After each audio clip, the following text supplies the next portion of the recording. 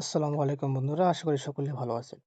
যুক্তরাষ্ট্র এবং চীনের মধ্যেকার স্নায়ুযুদ্ধ এখন আর কেবল ল্যাবরেটরি বা বাণিজ্য শুল্কে সীমাবদ্ধ নেই, তা এখন সরাসরি ছড়িয়ে পড়েছে গভীর সমুদ্রে।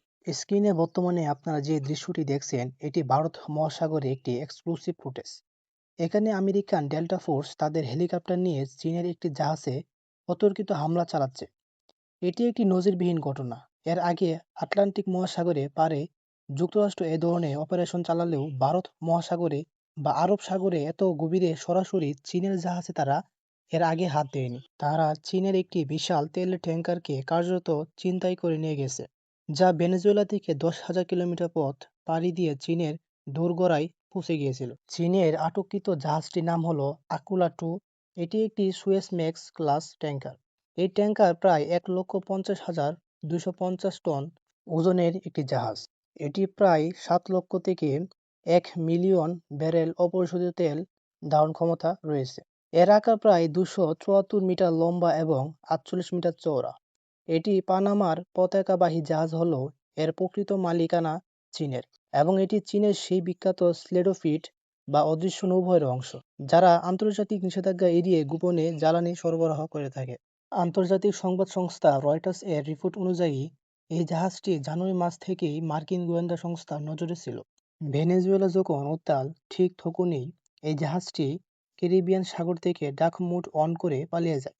আন্তর্জাতিক সংবাদ মাধ্যম অনুযায়ী, এটি মূলত চীনের কৌশলগত রিজার্ভ বাড়ানোর একটি অংশ ছিল।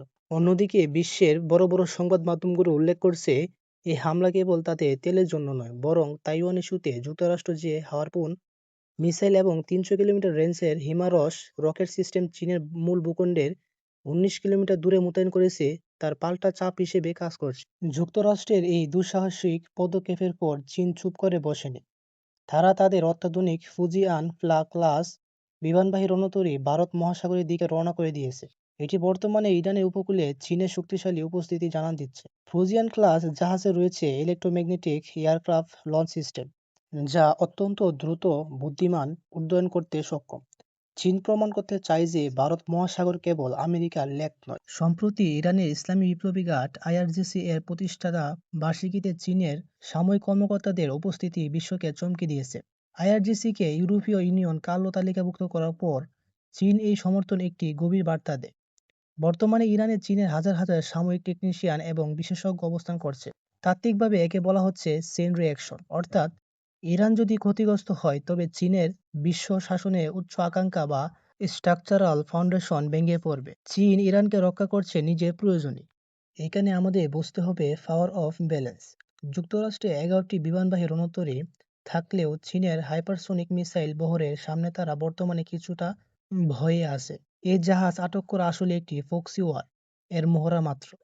যুক্তরাষ্ট্র চাচ্ছে চীন যেন ইরানকে একা ছেড়ে দেয়, কিন্তু চীন জানে মিত্রহীন চীন মানে আমেরিকার পরবর্তী সহজ টার্গেট।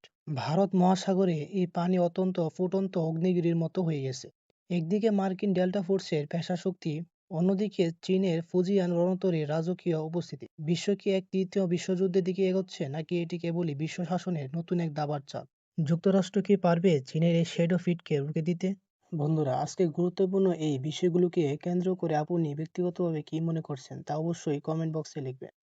আজকের মতো বিদায়, দেখা হবে পরবর্তী ভিডিওতে। সেই পর্যন্ত নিজে সুস্থ থাকুন এবং বাংলাদেশকে ভালোবাসুন। আল্লাহ হাফেজ।